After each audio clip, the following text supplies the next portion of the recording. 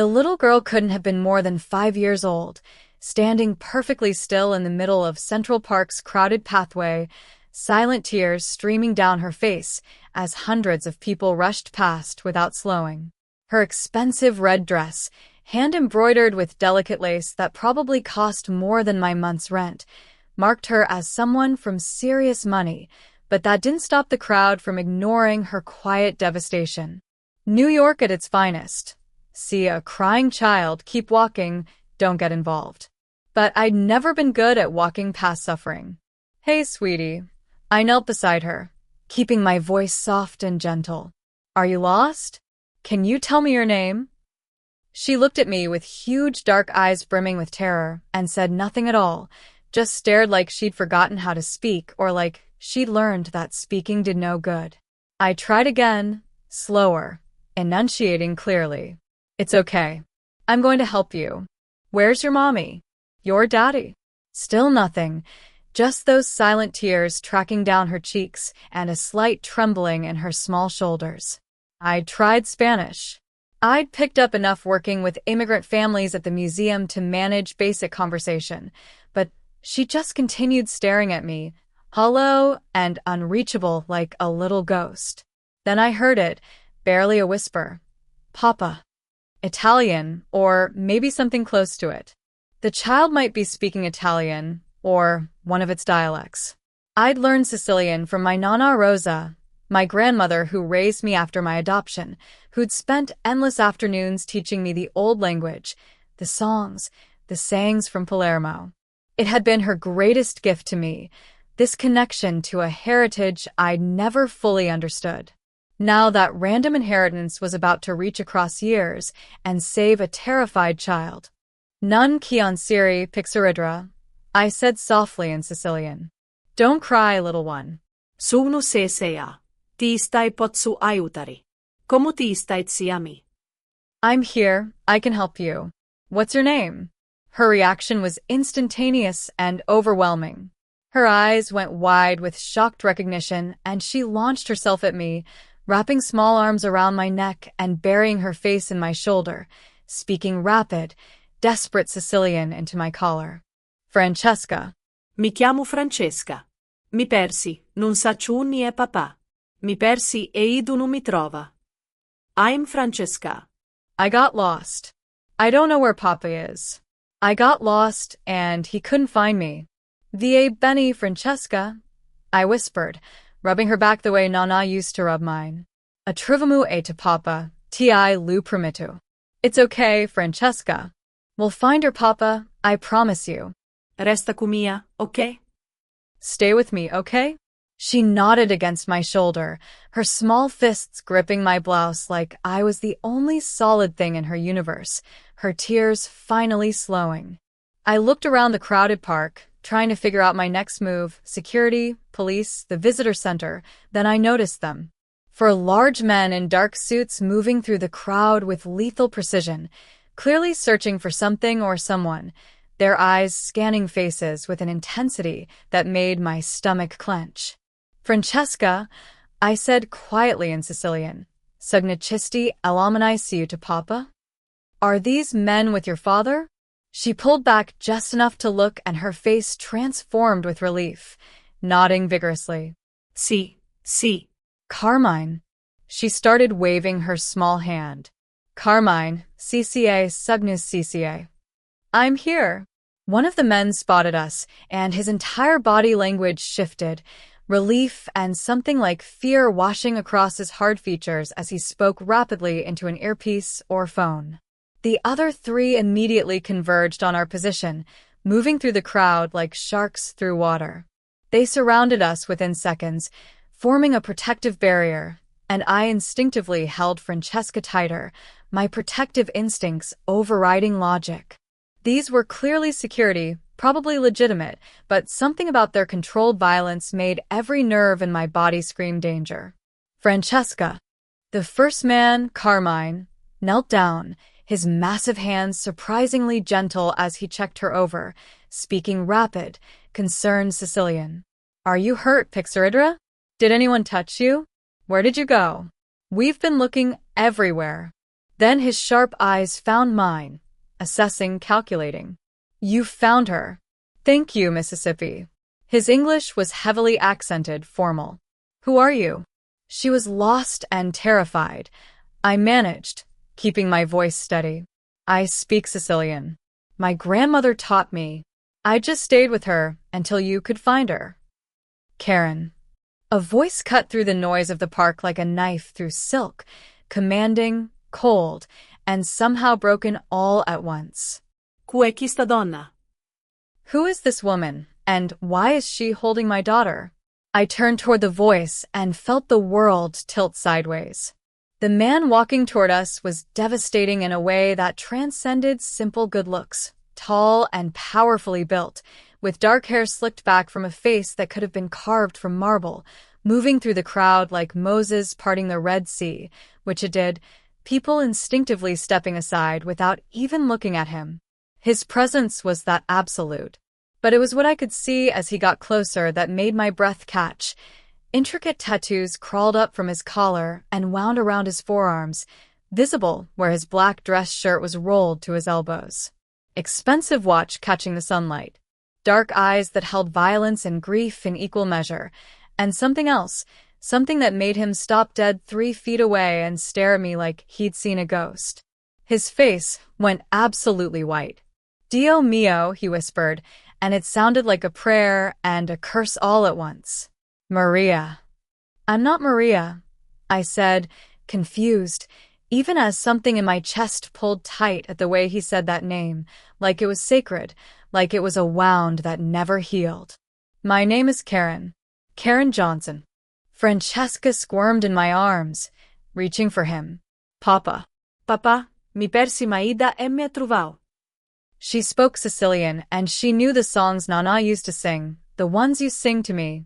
He moved then, closing the distance in 2 strides and taking Francesca from my arms, pulling her against his chest like she was the only thing keeping him alive. His eyes squeezed shut for a moment, his jaw clenched tight.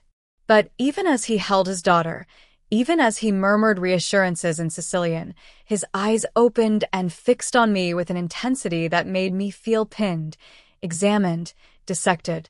Who are you? He demanded, his voice rough. Where did you learn to speak like that? That dialect, it's not just Italian, it's Sicilian. Old Sicilian from Palermo. He took a step closer, still holding Francesca. Who are your people? My grandmother. I managed, though my mouth had gone dry. Rosa Catalano. She was from Palermo. She raised me. She taught me. The name hit him like a physical blow.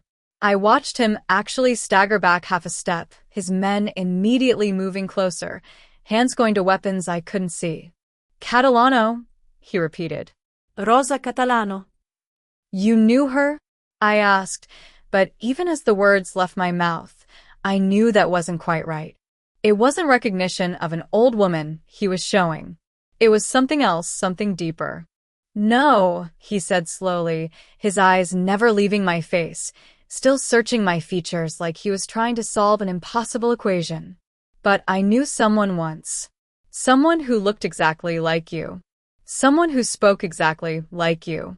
Someone who moved her hands the way you just did when you were comforting my daughter. He paused, and when he spoke again his voice was barely audible. Her name was Maria Catalano, and 15 years ago she disappeared, and I never saw her again. The way he looked at me in that moment wasn't suspicion or confusion. It was hope and terror and desperate, impossible recognition. Until now, he finished, and I felt the ground shift beneath my feet, felt fate or destiny or something equally inescapable wrap around me like chains. I think I know who you are, he said, and it wasn't a question. It was an accusation. It was a revelation. It was the beginning of everything. Bruno Rizzo reached for Francesca again, but she clung to both of us, creating an awkward human bridge between strangers, her small hands fisted in my blouse, while her other arms stretched toward her father's neck like she couldn't bear to let either of us go. Non la lost sorry, she whispered to him in Sicilian. Don't leave her, Papa. Ita canta I to Kanzuna. She sings your songs, The ones for Mama. Something cracked in his carefully controlled expression. Just for a second, a flash of raw grief, so profound it made my chest ache. Then it was gone, replaced by that cold, assessing mask. But his hands, when he finally managed to extract Francesca from my arms, were shaking almost imperceptibly. I probably wouldn't have noticed except one of them brushed against my forearm, and I felt the tremor.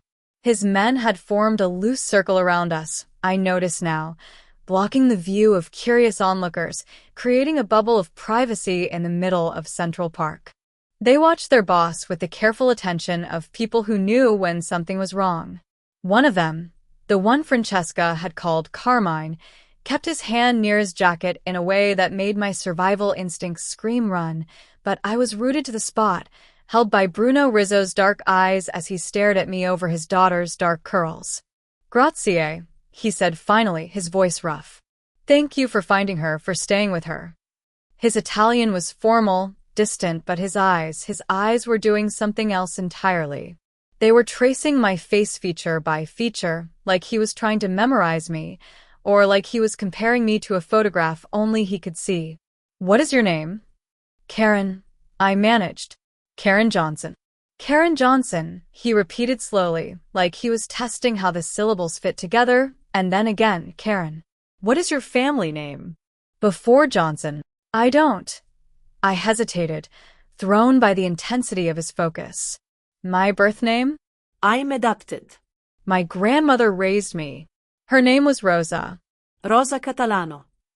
I watched him go absolutely still, the kind of stillness that prey animals recognize as dangerous. His men noticed too. I saw Carmine's hand actually move inside his jacket, saw another one step closer, his eyes sharp. "Catalano?" Bruno's voice was barely above a whisper. "Rosa Catalano?" "From Palermo." "Yes," I said, confused by his reaction. Did you know her?" His jaw clenched, so tight I could see the muscle jump. Before he speaks, he said something in rapid Sicilian to Carmine, too fast and too colloquial for me to catch all of it, but I heard the words "find out" and "everything" and "background check." Then he turned back to me. "Quando è morta?" "When did she die?" "5 years ago," I said softly, the grief still fresh even after all this time. "She raised me after my adoption. She was the only family I ever knew." He nodded once, sharp and controlled, but his eyes had gone distant, haunted. "What else did she teach you? Besides the language?" "Everything," I said without thinking. "The songs, the stories, the cooking. How to make cassata the way they do in Palermo. How to gesture when I speak. How to—" She paused, seeing something fierce and painful flash across his face. "How to be Sicilian, I guess, even though I'm not." "Not really. Not by blood." "Not by blood," he repeated, and there was something strange in his voice, something that made the hair on the back of my neck stand up. "We'll see about that." He pulled a card from his inner jacket pocket, plain, heavy stock with just a name, Bruno Rizzo, and a phone number. No title, no business, no email. Just those 2 pieces of information. He held it out to me. "My daughter needs someone who speaks our dialect, someone who understands where she comes from. I'll be in touch, Miss Johnson." I took the card because refusing seemed dangerous somehow. The paper was expensive between my fingers, warm from being close to his body. I started, but didn't know how to finish. "Is this a job offer? Are you asking me to tutor her?" He was already turning away, Francesca's face pressed into his neck, her eyes watching me over his shoulder, huge and pleading. "Stay safe, Karen Johnson," he said without looking back, and there was something in the way he said my name, like a caress, like a threat, like a promise, that made my skin prickle. "I'll be in touch soon. We have much to discuss, you and I." Then he was moving through the park, his men falling into formation around him, 3 in front, 1 behind, moving like a military unit, and I was left standing alone in the dappled sunlight with a business card in my hand and the feeling that I'd just stepped off a cliff without realizing there was no ground beneath my feet. I made it back to the museum in a daze. My lunch break was already 20 minutes over, but my supervisor, Maria, took one look at my face and just waved me toward my office. "What happened?" she asked. "You look like you've seen a ghost." Maybe I had, I thought, but I just shook my head and mumbled something about helping a lost child. Once I was alone behind my closed door, I did what any rational person in the 21st century would do. I pulled out my phone and Googled Bruno Rizzo. The results made my blood run cold. Bruno Rizzo, alleged head of the Rizzo crime family, one of New York's most powerful Sicilian mafia organizations, suspected in multiple murders, racketeering, money laundering. The list went on and on. There were photos of him leaving courtrooms, looking dangerous in expensive suits. Photos of him at charity galas, looking cultured and untouchable.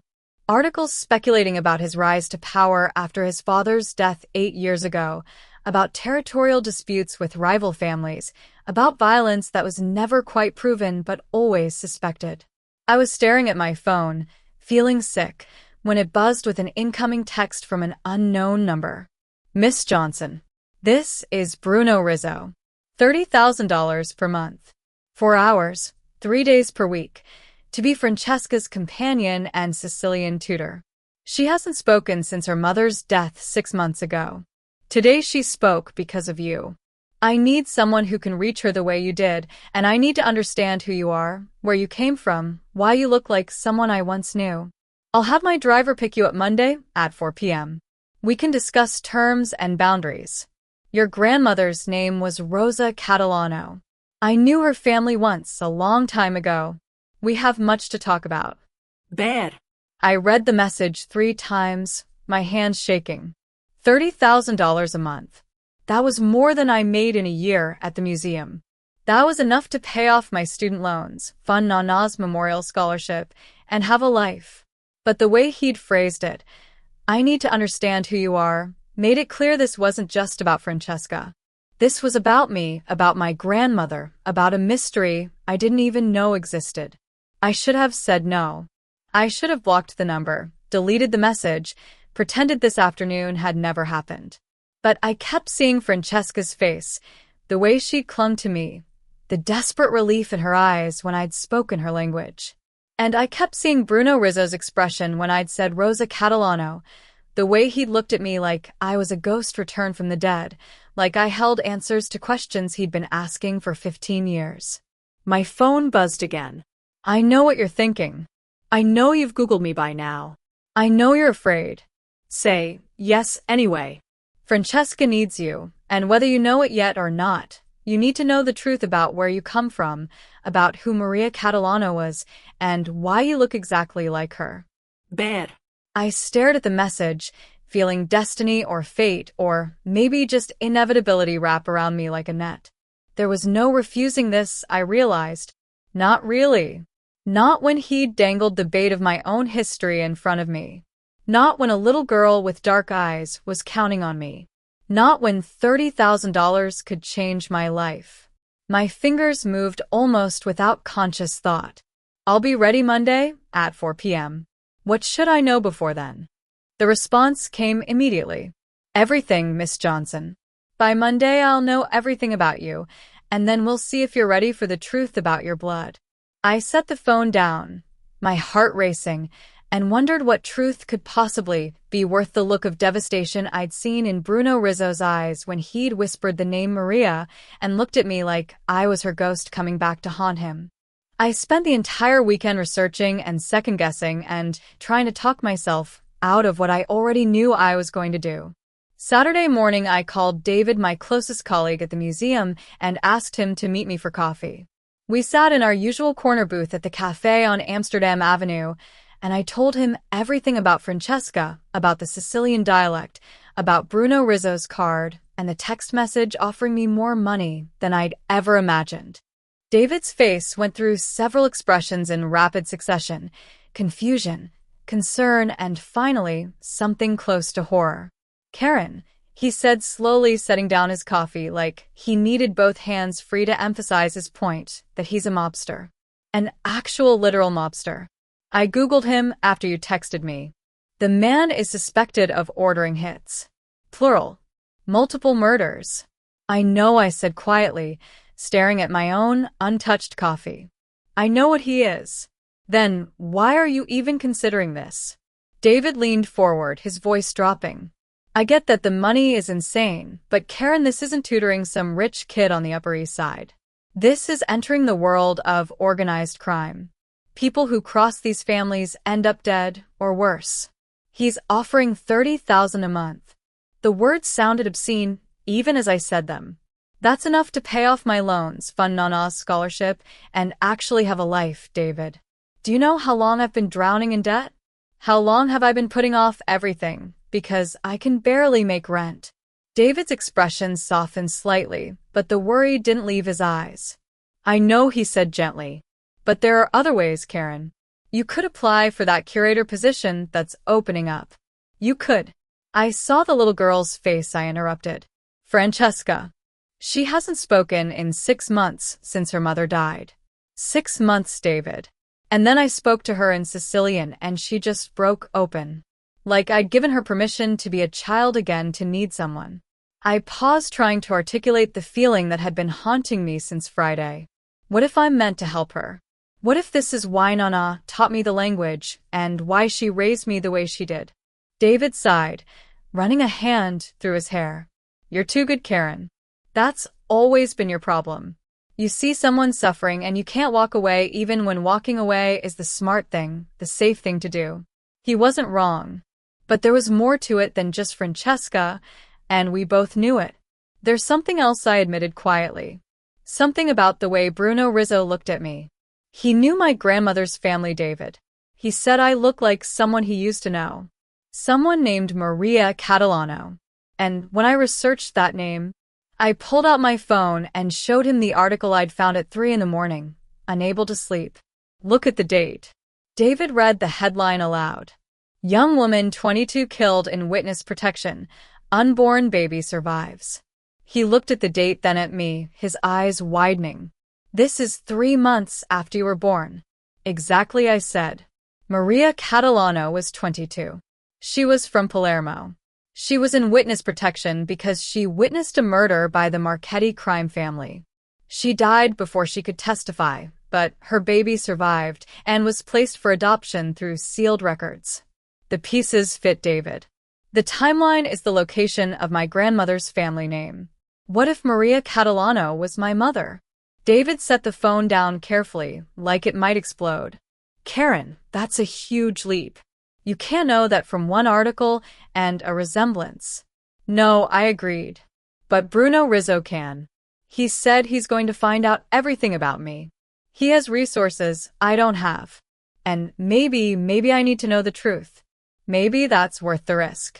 We sat in silence for a long moment. Finally, David spoke. If you're going to do this, and I can see that you are, then you need to be smart about it. Public meetings only at first. Someone always knows where you are. I'll be your emergency contact. You text me before and after every session. And the absolute second, you feel unsafe, you walk away. Money isn't worth your life. I nodded, feeling a rush of gratitude. Thank you for not trying to stop me.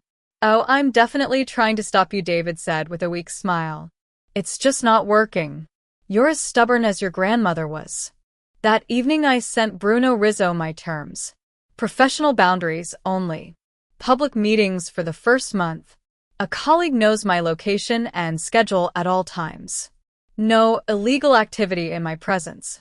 No following me. No investigating me without my consent. If I'm going to do this, it's on my terms. His response came within minutes. Agreed to all terms with one exception. I've already investigated you, Miss Johnson. I needed to know who you are before I let you near my daughter again, but I'll share everything I've found with you when we meet. You have a right to know your own history. However, I need something in return. You must answer my questions about your family, your grandmother, your adoption, honestly and completely. I need to understand the connection between you and Maria Catalano, between you and Rosa. I need to know if what I suspect is true. Monday, 4 p.m. My driver will pick you up from the museum. We'll meet at Cafe Palermo in Little Italy, public, crowded, neutral ground. Bring your questions, Miss Johnson. I'll bring my answers. BR. I stared at the message, feeling the trap close around me just as I'd known it would. He'd already investigated me. He already knew things about my life and my history that I might not even know myself. And now he was offering to trade information to tell me truths about where I came from in exchange for what? My time? My help with Francesca? Or something deeper, something that terrified me to even consider? David's words echoed in my head. The second you feel unsafe, you walk away. But what if unsafe wasn't about physical danger? What if it was about the danger of finally belonging somewhere or finding answers to questions I'd been asking my entire life? What if the real danger was discovering that I came from this world, that violence and loyalty and blood ran through my veins whether I wanted it to or not? I typed my response before I could overthink it. I'll be ready Monday. But I need to know one thing before we meet. Why do you think I look like Maria Catalano, and why does it matter so much to you? The response took longer this time. When it came, it was just one sentence, but it made my hands shake. Because Maria was my first love, and she was pregnant when she disappeared, and I never stopped looking for her child for my child. And if you are who I think you are, then everything changes, Miss Johnson, everything. I set the phone down and walked to my grandmother's old desk in the corner of my apartment. I pulled out the shoebox I'd kept hidden in the back of the closet for 5 years, the one filled with Nana Rose's papers and photographs. I'd never gone through them thoroughly and never wanted to face the grief. But now I spread them across the table searching. And there at the bottom of the box I found it. A photograph yellowed with age showing a young woman who looked exactly like me, same eyes, same smile, same honey blonde hair. On the back in Nana's handwriting it said simply Maria Mia Nipote beloved niece. Taken 3 months before you were born, Pixaridra. She wanted you to have this, to know you came from love. I stared at the photograph, feeling the ground shift beneath my feet.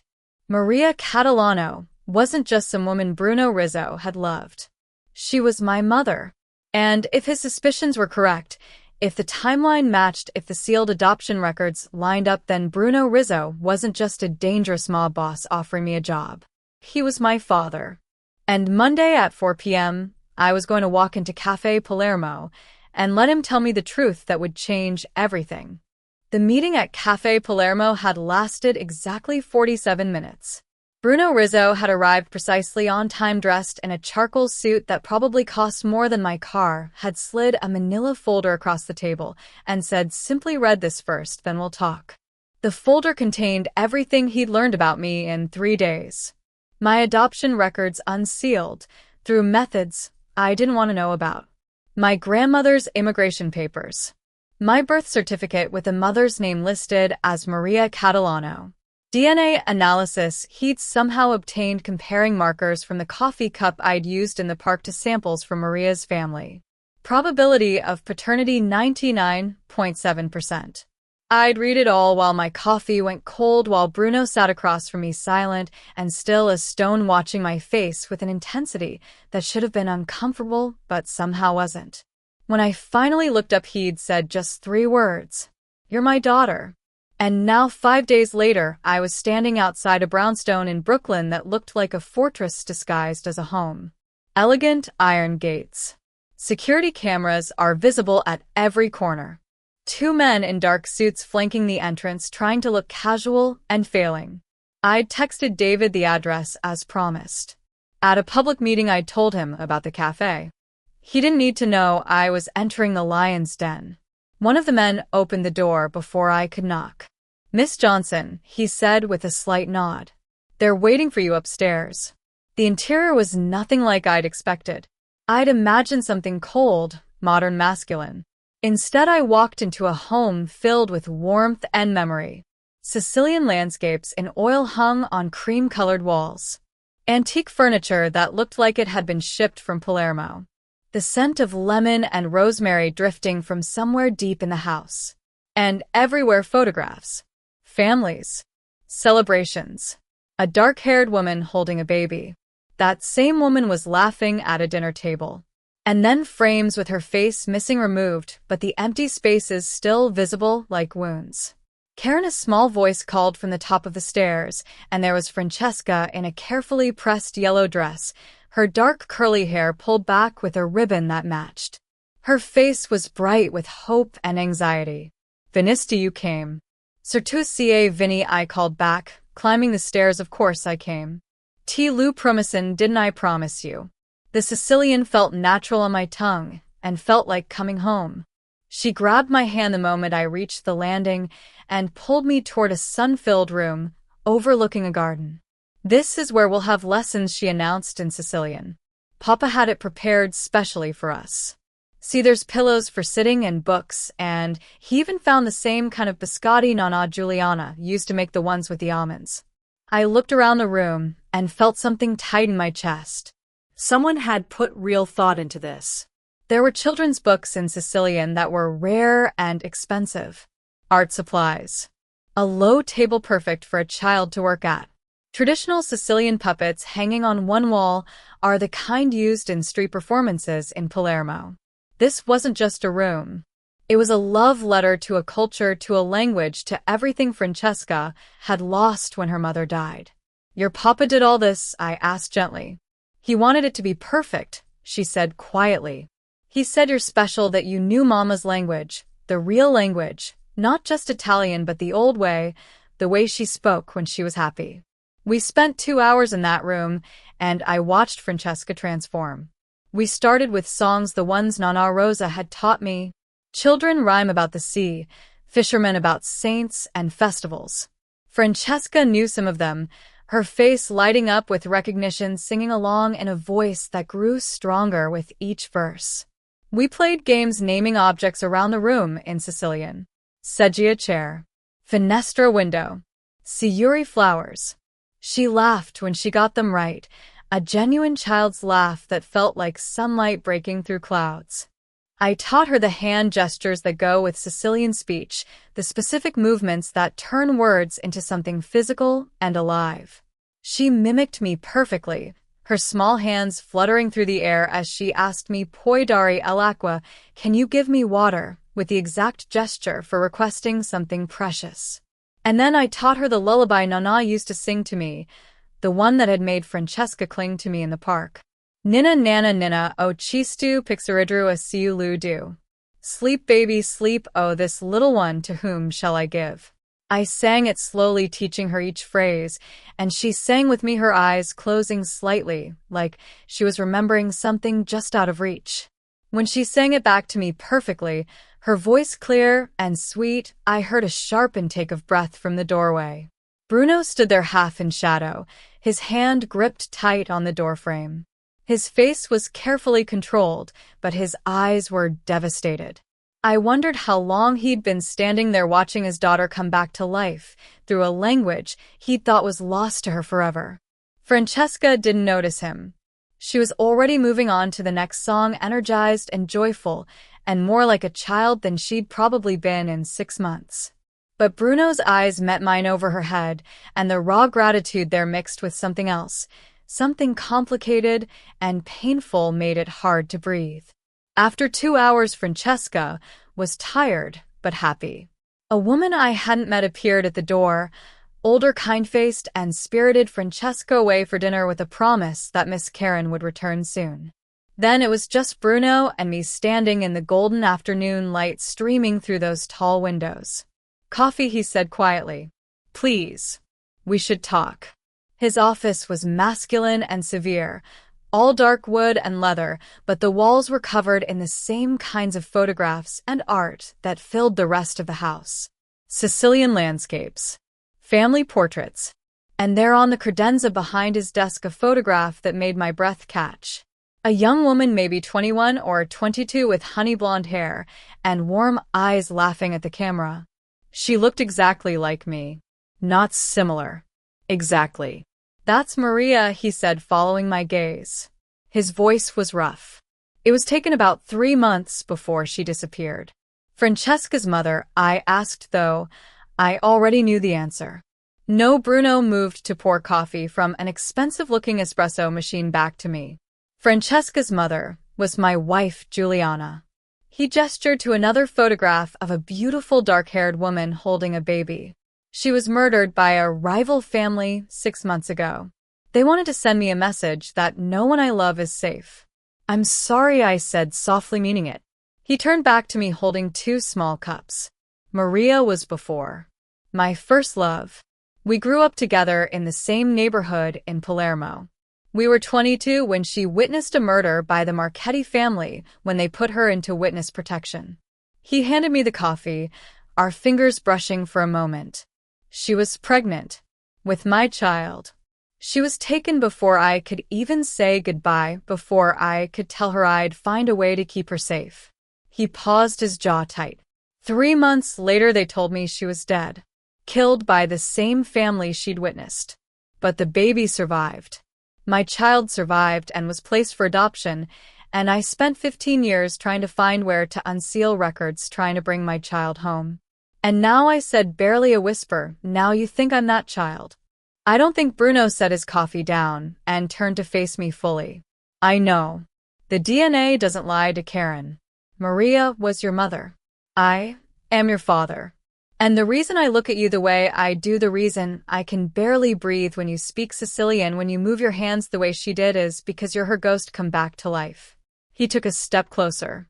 You have her voice, her gestures, her kindness. But you're also entirely yourself. And I don't know whether finding you is a gift or a curse, because having you here means remembering everything I lost. It means facing the fact that my daughter, my first child, grew up without me, not knowing where she came from. He stopped, his voice breaking slightly. I need to know why, Karen. I need to understand why you're here now after all these years. I need to know if you can forgive me for not finding you sooner. I stared at this man, this dangerous, powerful man who was looking at me with a father's grief and a father's hope, and I didn't know what to say. Because he was right. I was his daughter. And everything had changed. Over the next month, I fell into a rhythm that felt both surreal and strangely inevitable. Monday, Wednesday, Friday afternoons, I'd leave the museum, take the subway to Brooklyn, and spend 3 hours in that sun-filled room with Francesca, teaching her Sicilian, teaching her about the culture Nonna Rosa had passed down to me, watching her transform from a silent, grieving child into someone bright and alive and whole. She spoke English again now. Started using it with Bruno's housekeeper Teresa, with the security men who treated her like a princess, with her father over dinner. But with me, she always returned to Sicilian. It was our language, the private space we'd carved out together, where she could be vulnerable and safe and completely herself. We'd sit cross-legged on the floor surrounded by books and art supplies, and she'd tell me stories about her mother, about Nonna Giuliana, who used to braid her hair and sing to her and make pasta from scratch every Sunday. Sometimes she'd cry while she talked, and I'd hold her the way Nonna Rosa used to hold me, letting her grief pour out in our shared language.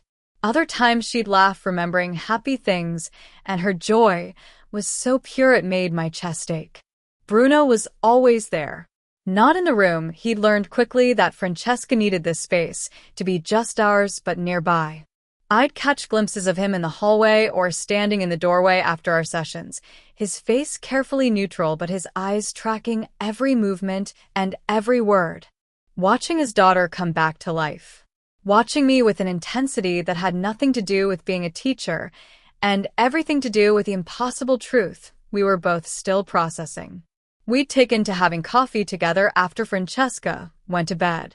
It started as practical discussions about her progress in the curriculum, about the songs and stories I was teaching. But it evolved into something else. Bruno would ask questions about my childhood, about Nonna Rosa, about the apartment in Washington Heights where I grew up, surrounded by Sicilian cooking and Italian art books, and the constant reminder that I came from somewhere even if I didn't know exactly where. And he would tell me about Maria. She was fearless, he said one evening 3 weeks into our arrangement. We were in his office again, the place that had become our confessional. She witnessed a murder by the Marchetti family, pure accident, at the wrong place at the wrong time. She was walking home from her job at a bakery in Bensonhurst, and she saw Carlo Marchetti himself put a bullet in a rival's head in broad daylight. He paused, swirling the whiskey in his glass. She could have kept walking and could have pretended she saw nothing. But Maria had this thing about justice, about doing what was right even when it was dangerous. She went to the police. That must have terrified you, I said quietly. Bruno's laugh was bitter. Terrified doesn't cover it. I begged her not to testify. Told her we'd leave New York and leave the country to start over somewhere safe. But she was pregnant with you, and she said she wanted her child to grow up in a world where people did the right thing even when it was hard. He met my eyes. She said she wanted you to be proud of your mother. The words landed like a blow. I'd spent my whole life wondering about my birth mother, creating stories in my head about why she'd given me up. Drug addiction, maybe. Poverty. Youth and fear. I'd never imagined that she'd be brave and that she died trying to do the right thing that she'd wanted me to do even as she was being hunted. What happened, I asked, though part of me didn't want to know. The feds put her in witness protection. Bruno continued, his voice flat and controlled. Moved her to a safe house in New Jersey. Promised her round-the-clock security. She was 7 months pregnant. He stopped, his jaw clenching. The Marchettis found her anyway. I don't know how. Someone inside the system, maybe someone they paid off. They got to her 2 months before the trial. Shot her twice in the chest. Left her for dead. But she survived, I whispered. Long enough for them to save me. She survived long enough to make sure Bruno corrected. The paramedics got there in time to deliver you an emergency C-section. You were premature, but healthy. Maria died on the operating table. He set down his glass with careful precision. By the time I found out what happened, you were already gone. Placed into emergency foster care, then adoption. The records were sealed for your protection because the Marchettis were still looking for loose ends for anyone connected to Maria who might testify. The feds made you disappear. And you looked for me. I couldn't breathe. The room felt too small and too warm. Everything I'd thought I knew about myself was crumbling like sand. I'm your daughter. I repeated, testing how the words felt. You're my father. Yes, Bruno turned back to me, and for the first time since I'd met him, I saw him completely unguarded. Raw.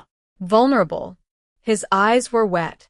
I'm your father, and I know that changes everything. I know you need time to process this, to decide what you want from me, if anything. I'm not asking you to call me father or to forgive me for not finding you sooner or to accept me into your life in any particular way. But you deserve to know the truth. You deserve to know where you come from, who your mother was. Why do you look the way you do, speak the way you do, move through the world the way you do? He took a step closer. You're Sicilian, Karen.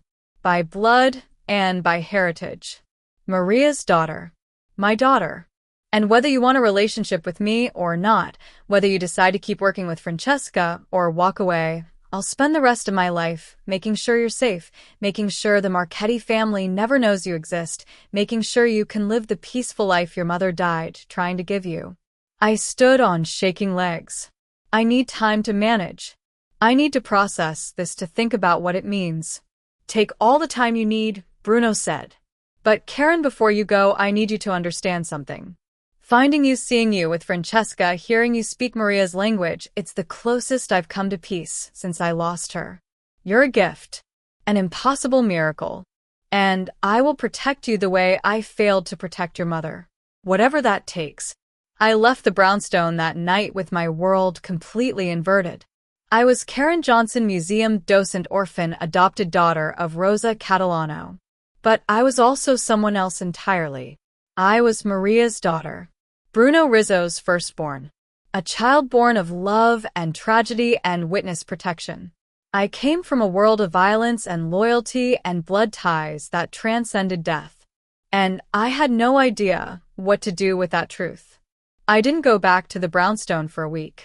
I called in sick to the museum, something I never did, and spent 3 days in my apartment pacing and crying and running my own DNA tests through 2 different commercial services because I needed to see it confirmed by someone other than Bruno Rizzo's people. The results came back identical.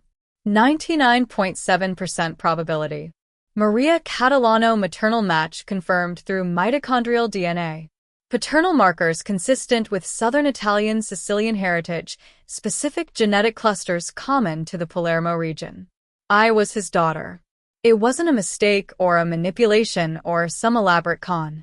It was simply true. The rage came first. Hot and acidic and overwhelming. How dare he test my DNA without permission? How dare he investigate my life, unseal records that were sealed for a reason, drag me into his world without giving me a choice? I drafted a dozen angry texts and emails and deleted them all because what was the point? He'd already admitted what he'd done. He wasn't sorry. He'd said as much. I had to know he'd told me, and the worst part was that I understood. If I'd been in his position, if I'd spent 15 years searching for a lost child and then seen someone who looked exactly like my dead lover, I would have done the same thing. That understanding made the anger worse somehow. Then came the grief. I grieved for Maria, the mother I'd never known who died trying to give me a safe life. I grieved for Bruno, who'd lost his first love and his first child in one devastating blow. I grieved for myself for the identity I'd built my entire life on that had just been revealed as incomplete. Karen Johnson adopted a daughter museum docent woman without a past. All of it was still true, but now there was this other truth layered beneath it. Karen Rizzo, though I'd never used that name, daughter of a mafia boss, granddaughter of violence and loyalty and blood feuds that stretched back generations. On the fourth day, I went to Woodlawn Cemetery in the Bronx where Nana Rosa was buried.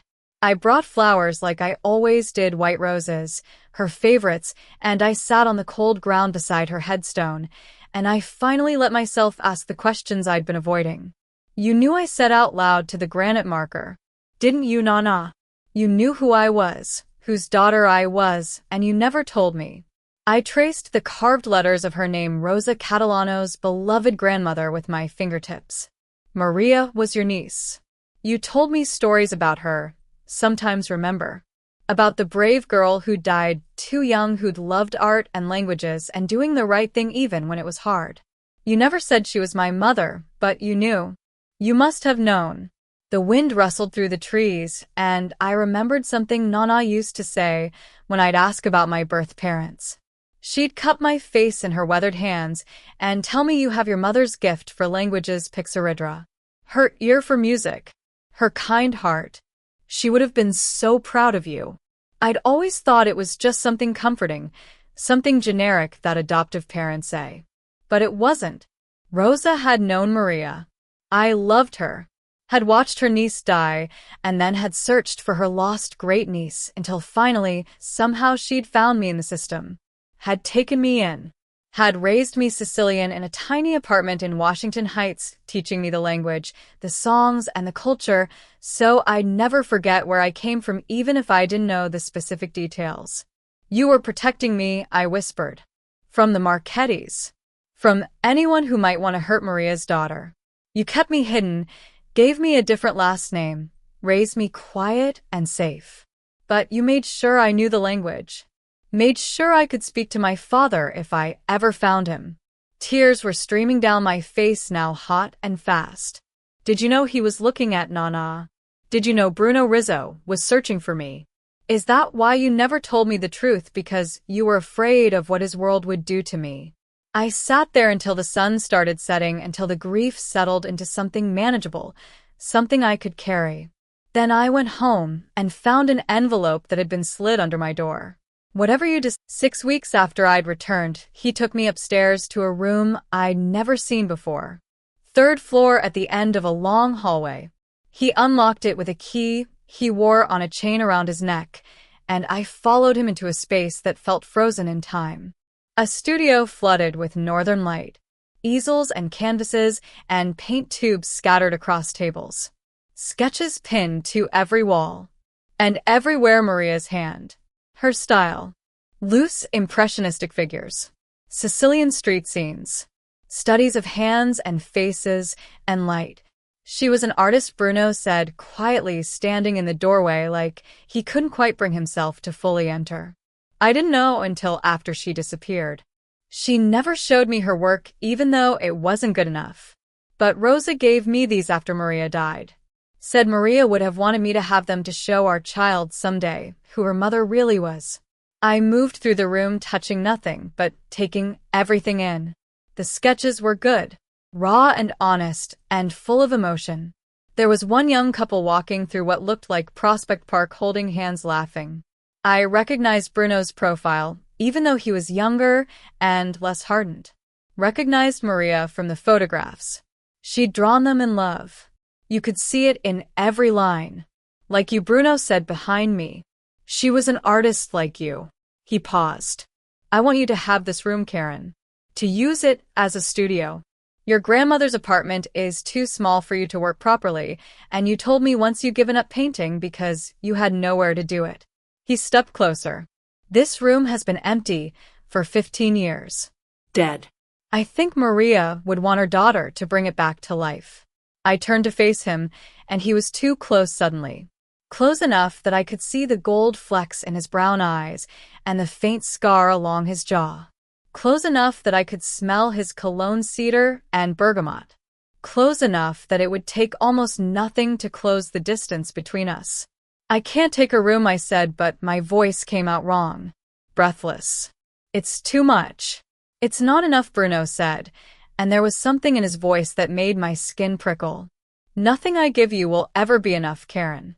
Not for the years you grew up without knowing where you came from. Not for the fact that I wasn't there when you needed a father. Not for any of it. But this I can give you. A space to create. A connection to your mother. A place that's yours in this house. Why? Why does it matter so much to you that I have a place here? His jaw clenched. Because you're my daughter. Because you're the only piece of Maria I have left. Because when I look at you, I see everything I lost and everything I never knew I wanted. He stopped abruptly, like he'd said too much. Because Francesca loves you and you're good for her, and I want you to feel like this is somewhere you belong. That night started a new pattern. After Francesca slept, I'd go to Maria's studio, my studio now, and I'd paint while Bruno worked in his office downstairs.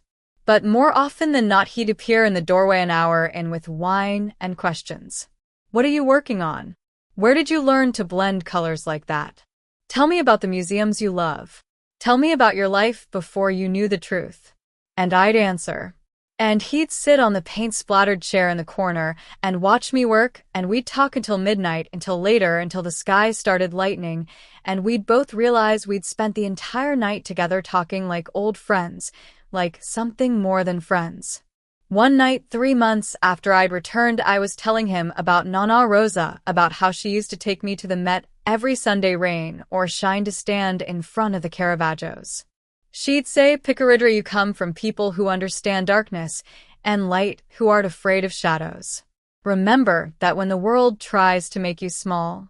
Bruno had been quiet, listening with that intensity he always brought to conversations about Rosa, about my childhood. Then he said, I see Maria in you, yes. The way you move your hands when you speak Sicilian. The way you tilt your head when you're thinking. Your laugh. But I also see someone entirely her own. Someone brave and kind and frustratingly stubborn. Someone who walked into a dangerous man's life and refused to be intimidated. Someone who brought my daughter back from the edge of silence.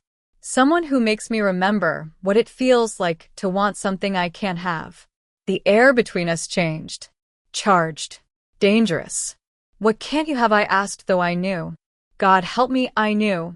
Bruno stood abruptly, paced to the window. This, he said roughly. You. Whatever this is, that's happening between us. It's wrong, Karen. You're my daughter. I set down my paintbrush, and my hands were surprisingly steady. Am I, though? You didn't raise me, Bruno. You weren't there for skin knees or first days of school or teaching me to drive. You're a man who shares my DNA. A man I met 3 months ago. A man who makes me feel things I shouldn't feel. Don't, Bruno said, and his voice was strained. Don't say that. Don't make this harder than it already is. I stood and crossed to where he stood, rigid and controlled, and barely holding himself together. I'm not your daughter, I said quietly. I'm the daughter of a woman you loved and a woman you lost. but I'm not her, and I'm not yours. I'm just someone who happened to find her way into your life, and now neither of us knows what to do with that. Karen's voice was a warning. Tell me you don't feel it, I challenged. Tell me you look at me and only see Maria. Tell me this thing between us is just paternal concern, and I'll walk away right now. I'll keep coming for Francesca, but I'll stop staying late, stop talking to you like this, stop pretending I don't notice the way you look at me when you think I'm not paying attention. He turned to face me finally, and the expression on his face was tortured. I can't tell you that, he admitted. I can't tell you, I only see Maria, because I don't. I see you, Karen. I see someone brilliant and compassionate and utterly fearless. I see someone who makes me want things I have no right to want. And that terrifies me because you're supposed to be my daughter. Because society would call this taboo. Because in my world this kind of relationship would make you a target and would make people think they could use you against me in ways even worse than they already could. But you want it anyway, I said. You want this. Whatever this is. God help me. Yes, Bruno breathed. Yes, I want it. I want you. And I hate myself for it. We were inches apart now. Close enough that I could feel the heat radiating off him. Close enough that when I spoke, my breath moved the collar of his shirt. Then maybe we should stop pretending this is something it's not, I whispered. Maybe we should stop hiding behind the word daughter and admit what's really happening here. He reached up and cupped my face in his hand, his thumb tracing my cheekbone. This is dangerous, he said. For both of us. If anyone knew, if the wrong people found out, they'd use it against us. Against you. And I can't, Karen. I can't lose you the way I lost Maria. Then don't, I said, and I closed the distance between us, pressed my lips to his. For a heartbeat he froze. Then he was kissing me back, desperate and hungry and utterly lost, pulling me against him, one hand tangling in my hair, the other gripping my waist like I might disappear if he let go. The kiss was everything wrong and everything right all at once. It tasted like wine and want and the kind of inevitability that comes from fighting something too long and too hard. Then he jerked back, breathing hard, putting distance between us. No, he said roughly. No, we can't. This is wrong, Karen. I don't care what the semantics are. I don't care that I didn't raise you. You're still my blood. This is still crossing a line that can't be uncrossed. I touched my lips, still feeling the ghost of his kiss. Maybe, I said quietly. But you kissed me back. So maybe the line was already crossed the moment we stopped pretending this was about being father and daughter and started being about two people who found each other in impossible circumstances. Bruno stared at me, his chest heaving. We can't do this again, he said, but it sounded like he was trying to convince himself more than me. We can't. For your safety, for Francesca, for everything. We have to stop this before it becomes something we can't control. I nodded slowly. Okay, I said. If that's what you want. It's not what I want, he said, and the raw honesty in his voice made my heart ache. But it's what has to happen. I'm sorry, Karen. I'm sorry for all of it. I left that night, and neither of us spoke about the kiss. But something had shifted irrevocably between us. The line we'd been dancing around had been crossed, and there was no going back. We avoided each other for 2 weeks after the kiss. I'd come for my sessions with Francesca, arrive exactly on time, leave exactly when our 3 hours were up. Bruno made himself scarce, stayed in his office, or left the brownstone entirely on manufactured business. Francesca noticed the tension and asked me in Sicilian why her papa seemed sad and why I didn't stay for dinner anymore. I told her adults sometimes needed space to think, and she looked at me with those two knowing dark eyes and said Nonna Juliana used to say that right before she and Papa would fight. On the 15th day, I couldn't take it anymore. I finished the session with Francesca, helping Teresa get her ready for bed, and then instead of leaving, I walked straight to Bruno's office and opened the door without knocking.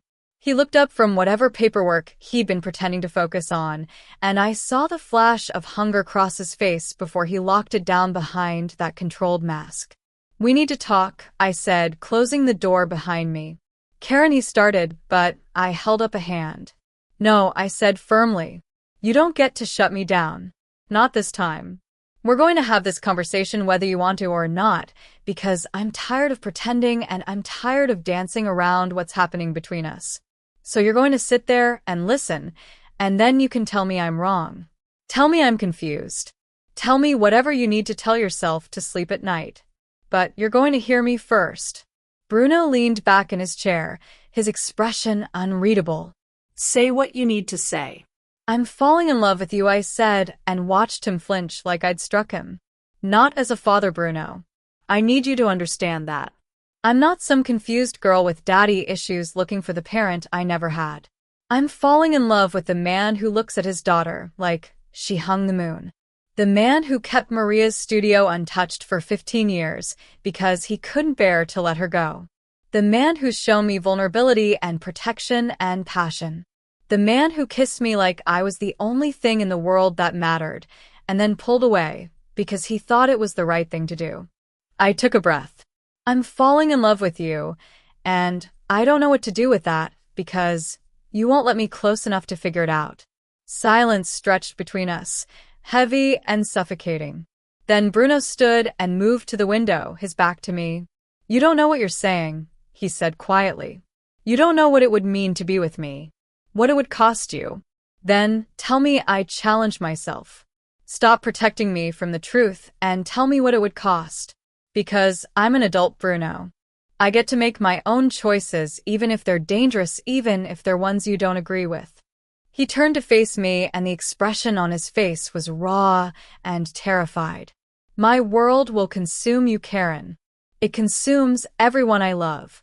The Marchetti family murdered Giuliana to hurt me. Shot her in our own driveway while Francesca was inside having breakfast. They did it because they knew the best way to destroy me wasn't to kill me, but to take away everyone I cared about.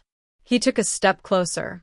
If they find out about you, if they discover you're not just Maria's daughter, but someone I love, they'll do worse. They'll torture you.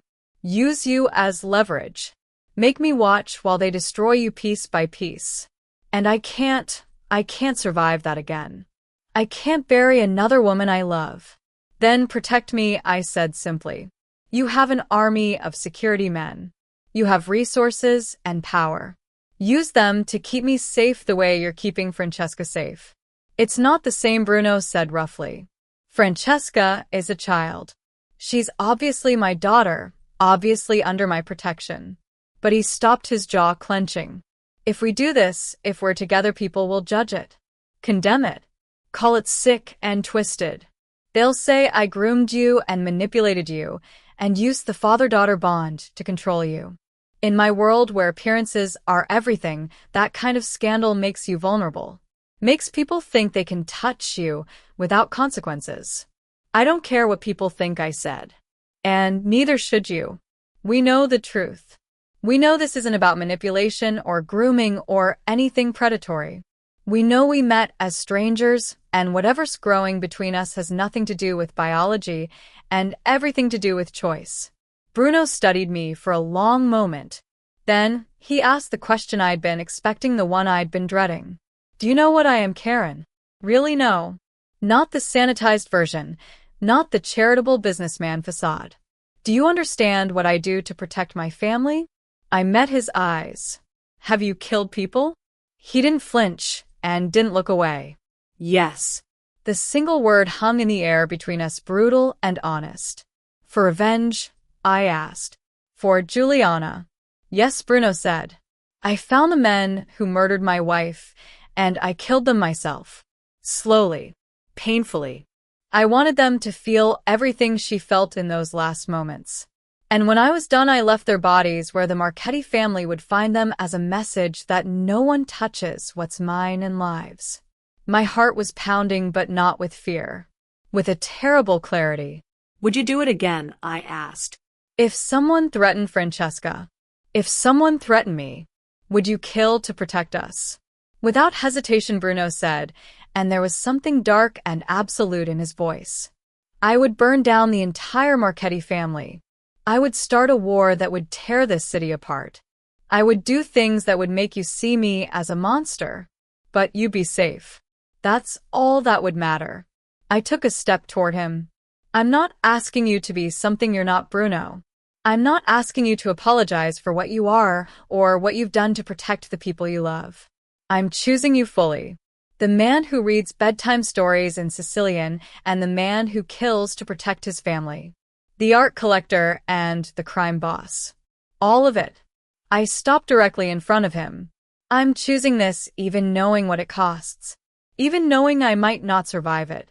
Because I'd rather have something real and dangerous than spend the rest of my life wondering what if. Karen. Bruno breathed my name like a prayer, like a curse. If we do this, there's no going back. Once people know, once my world knows you're mine, you become a target forever. You can't unring that bell. I know I said. And I'm choosing it anyway. I'm choosing you. Something broke in him then. The control he'd been maintaining for weeks shattered like glass. He pulled me against him, kissed me hard and desperate and claiming. This time neither of us pulled away. This time we let the inevitability of it consume us. His hands tangled in my hair, tilted my head back so he could kiss my throat and my collarbone. I unbuttoned his shirt, pushed it off his shoulders, traced the scars and tattoos that told the story of his violent life. You're mine, he said against my skin. Say it, Karen. Say you're mine, and I'll spend the rest of my life making sure no one can touch you. I'm yours, he whispered. And you're mine. No matter who judges it, no matter who tries to use it against us. This is our choice. We crossed every line that night. Every boundary, every moral consideration, every rational reason this was a terrible idea. And when the sun came up and I was still in his arms, in his bed, in his life, he looked at me with those dark eyes and said, we have to be careful. This stays between us for now.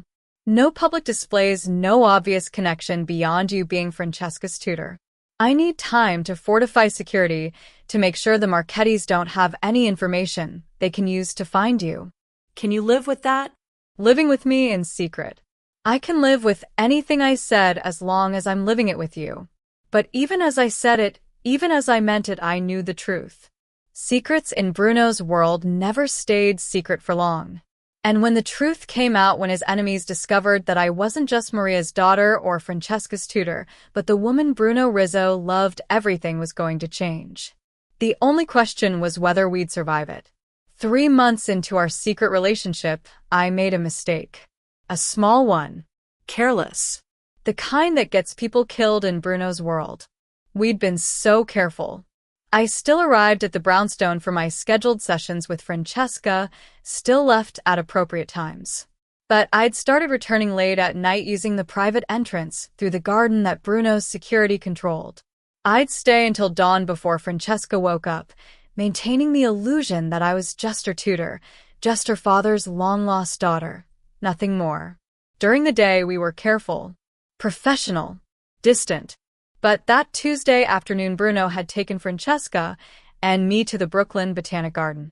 A normal outing. Father, daughter, and tutor enjoying the spring weather. Except at some point while Francesca was chasing butterflies through the cherry blossoms, Bruno had pulled me behind a flowering tree and kissed me. Quick and stolen and reckless. I'd laughed against his mouth and told him we were being stupid. He'd said he didn't care that watching me with Francesca, watching me bring light into his daughter's eyes, made him want to kiss me in public. Consequences be damned. Someone had taken a photograph. The photos appeared online 3 days later on one of those gossip sites that tracked mob families like celebrities. Alleged crime boss Bruno Rizzo in secret relationship with mystery blonde. The pictures were grainy, but unmistakable. Bruno's hand on my waist. My face tilted up toward his. The kiss half hidden by cherry blossoms, but clearly intimate.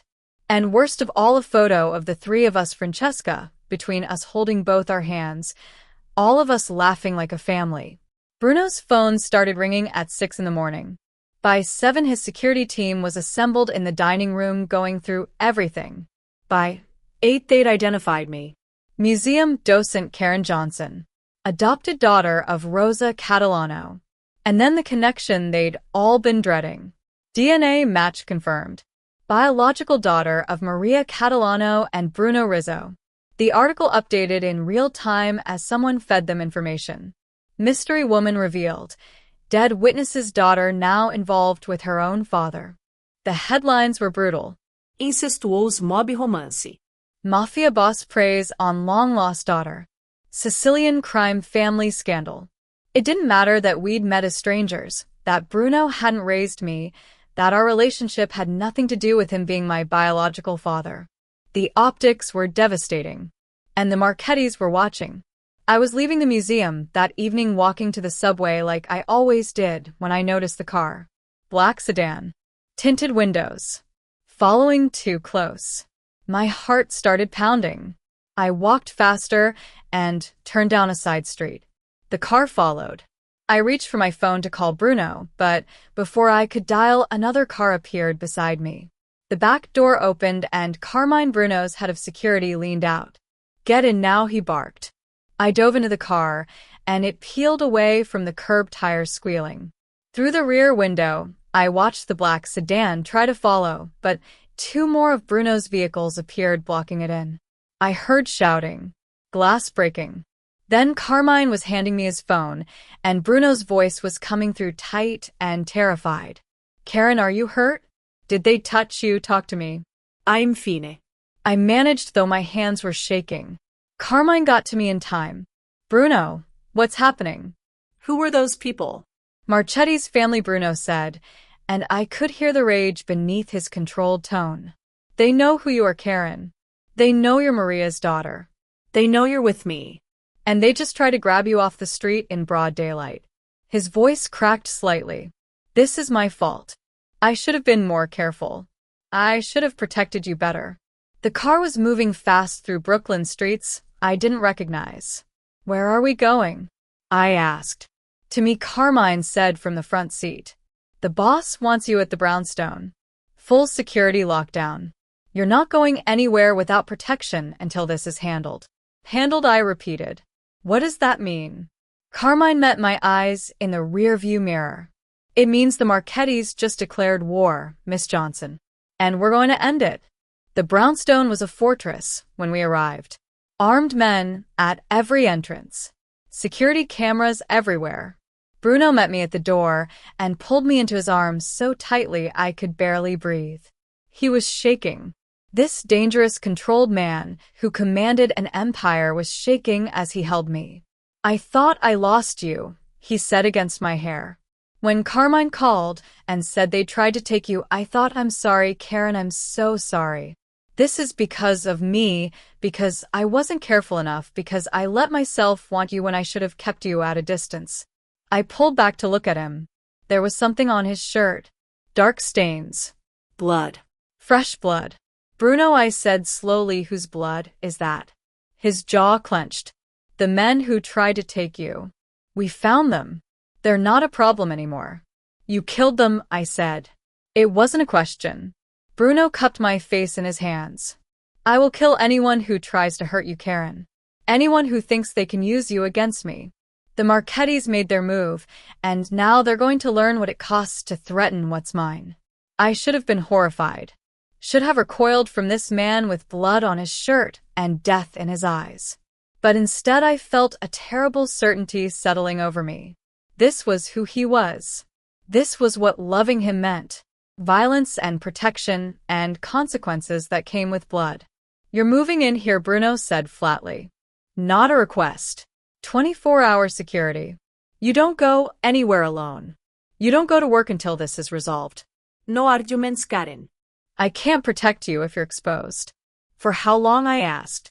"However long it takes," Bruno said. "The Marchettis know about you now. They know you're Maria's daughter, and they know what you mean to me. That makes you a permanent target. So either you live here under my protection, or I send you away. Witness protection, new identity, somewhere they can never find you." He paused, his eyes searching mine. "But I don't want to lose you. Not when I just found you. So please, stay. Let me keep you safe." I looked at this man, this dangerous, beautiful, complicated man who was offering me a choice between safety without him or danger with him. I thought about Maria, about the choice she'd made to testify knowing it would put her in danger. About Nonna Rosa, who'd raised me to be brave, to not run from hard things. About Francesca, who needed me, who'd already lost one mother and couldn't lose another person she loved. I'm not running, I said quietly. From them, or from you. If living here means I'm safe, if it means we can stop hiding, then I'm staying. I reached up and touched his face, traced the sharp line of his jaw. I chose this, Bruno. I chose you. All of you, including this. Including the violence and the danger and the blood. I'm not asking you to apologize for protecting me. I'm just acknowledging the reality of loving you. Something shifted in his expression. Relief and grief and fierce possessive love all at once. You're mine, he said. Say it again. Tell me you're staying. I'm yours, I said. And I'm staying. No matter what comes next, we face it together. He kissed me, then hard and desperate and claiming, tasting like violence and devotion. When he pulled back, his eyes were dark with promise and threat. The Marchettis started this. But I'm going to finish it. And when I'm done, when every man who thought they could touch you is dead, they'll know. Everyone in this city will know. You're under my protection. You're my family. And anyone who threatens my family burns. I nodded. Then let's end this. So Francesca can have her tutor back. So we can stop hiding. So we can have whatever kind of life is possible in your world. Our world, Bruno corrected. You're Sicilian, Karen. You're a Rizzo. This is your world now, too. And I'll teach you how to survive in it. That night, I moved into the brownstone. Moved into Bruno's room, into his bed, into his life, completely and irrevocably. And while I slept in his arms, he made calls. Gave orders. Set in motion the kind of violence that would end the Marchetti threat permanently. I woke up once in the middle of the night, and he was gone. I found him in his office cleaning a gun, his hands steady and sure. He looked up when I appeared in the doorway and said, "Go back to bed, Pixaridra. This isn't something you need to see." But I didn't go back to bed. I crossed to him and took the gun from his hands and set it on the desk. Then I kissed him, tasting gun oil and determination and the promise of violence. When we break, I whispered, I'm not running. I'm not scared. I'm exactly where I belong. And, God help me, I meant it. The war lasted 6 days. 6 days of locked doors and armed guards, and Bruno disappearing for hours at a time, returning with blood on his clothes and death in his eyes. 6 days of Francesca asking why we couldn't go to the park, why Zia Karen was living with them now, why Papa looked so tired. 6 days of me painting in Maria's studio, trying to process what it meant to love a man who killed to protect his family, while knowing I'd made my choice and wouldn't take it back. On the 7th day, Bruno came home at dawn. I was already awake and had been painting through the night, unable to sleep. He appeared in the doorway of the studio, and I knew immediately. It was over. I could see it in the set of his shoulders, in the way some terrible tension had finally released. It's done, he said simply. The Marchetti family no longer exists as a threat. Carlo Marchetti and his 2 sons are dead. Their operation is being absorbed by families loyal to us. Anyone who might have wanted revenge has been paid off or eliminated. You're safe now, Karen.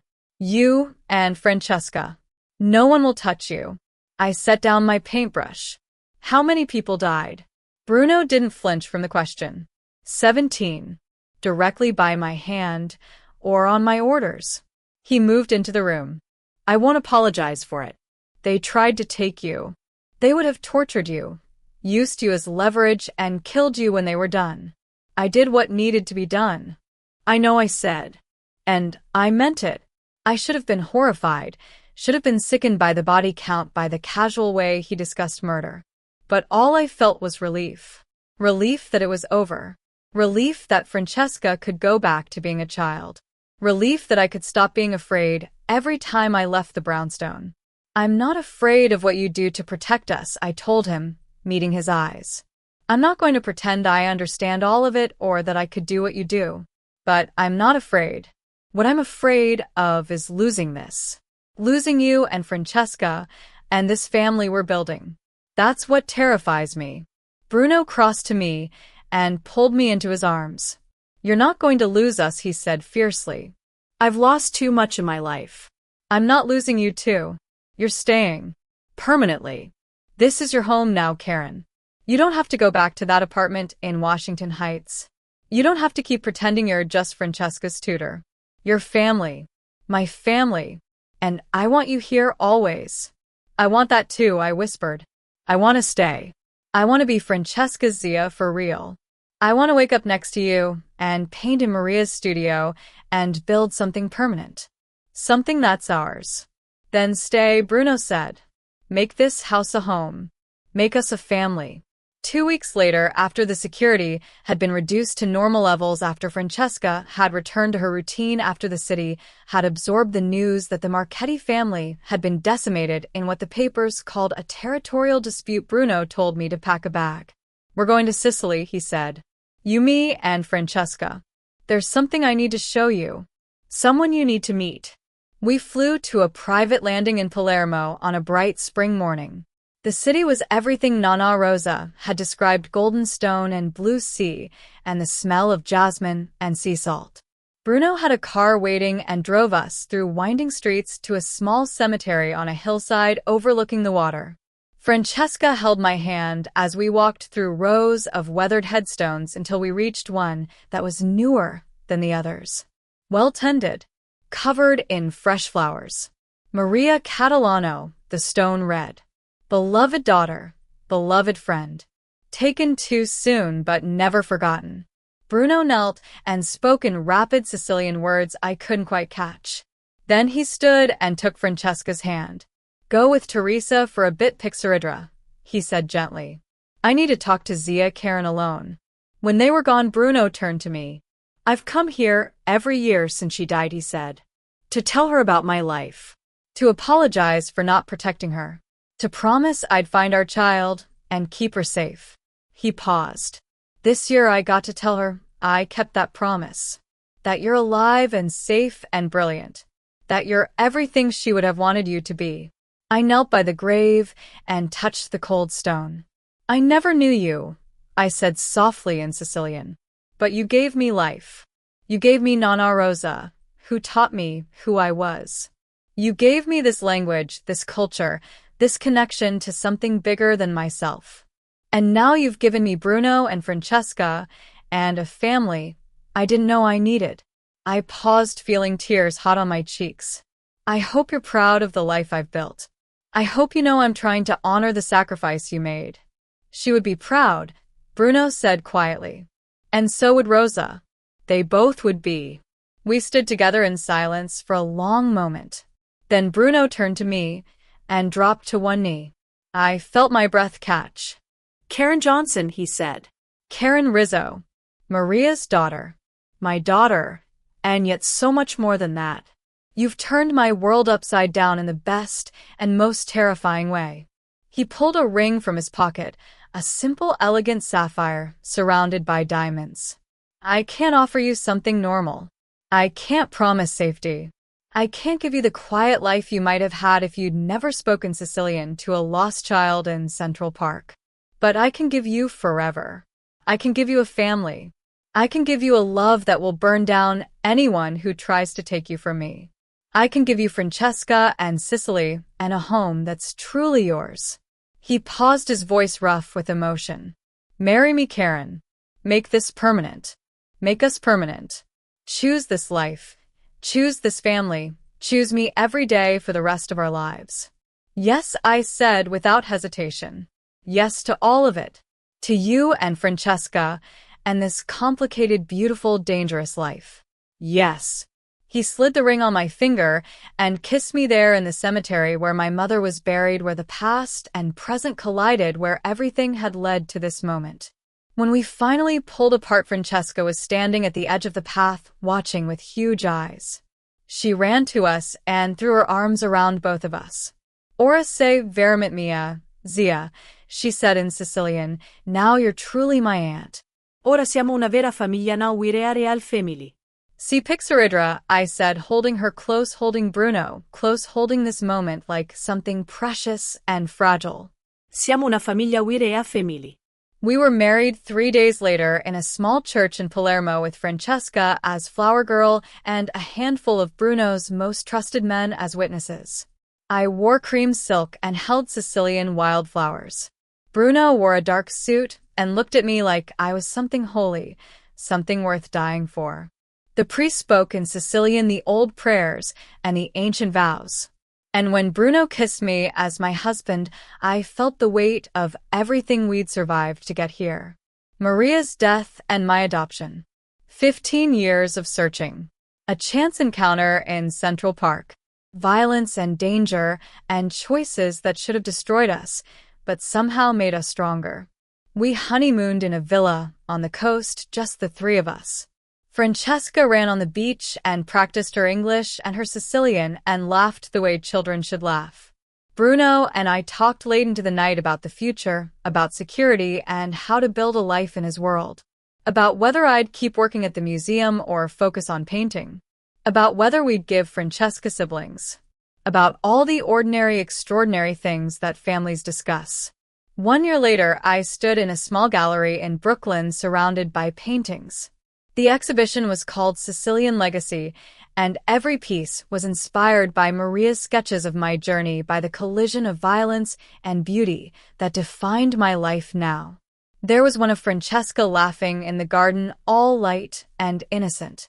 One of Bruno in shadow, half his face visible, half hidden, representing the duality I'd learned to love. One of Nana Rosa's hands weathered and strong, teaching me to make pasta. And one central piece is a triptych showing Maria young and alive, then the empty space of loss, then me standing in her studio bringing it back to life. Bruno stood beside me, his arm around my waist as critics and collectors moved through the space. "You're remarkable," he murmured. "You took all that pain, all that darkness, and made something beautiful." "I learned from the best," I said, leaning into him. "You've been turning darkness into something worth fighting for your whole life. I'm just following your example." Francesca ran up, then 7 years old, now bilingual and confident. "Zia, your painting of me is everyone's favorite," she announced in Sicilian. 3 people asked if I'd model for them. "Tell them you're too busy being a kid," I said, ruffling her hair. "Tell them your Zia only paints you because you're family." "Family," she repeated thoughtfully. Then she looked up at both of us. "I'm glad you found each other. I'm glad we're a family, even if how it happened was complicated." "Complicated is one word for it," Bruno said with a slight smile. "But it was worth it," I added. "Every complicated, dangerous, impossible part of it. Worth it for this." That night after the exhibition, after putting Francesca to bed, I stood in Maria's studio and looked out at the Brooklyn skyline. Bruno appeared behind me, wrapped his arms around me. "Regrets?" he asked. "None," I said. "Not one. This life, this family, it's not what I imagined. But it's exactly what I needed. What we all needed." "Maria would be proud," he said. "You've taken everything she died trying to give you: safety, identity, love, and you've built a life worth living. You've given Francesca a mother figure. You've given me a reason to want to be better. You've honored her legacy in ways I never could. We honored it together." I corrected. "You, me, Francesca. We're her legacy. This family. This love." "Blood calls to blood," Bruno said softly. "That's what they say in Sicily. You found your way back to your blood. To me and to Francesca and to the world you came from." I turned in his arms. "Blood calls to blood," I agreed. "But choice makes family. And I choose this. Every single day. I choose you." He kissed me then, and through the window the lights of Brooklyn glittered like stars. Somewhere in this city, there were people who judged us, who whispered about the mob boss and his daughter lover. But in this room at this moment, we were just a family. Complicated and dangerous, and built on impossible circumstances. But ours. Completely and irrevocably ours. And that was enough.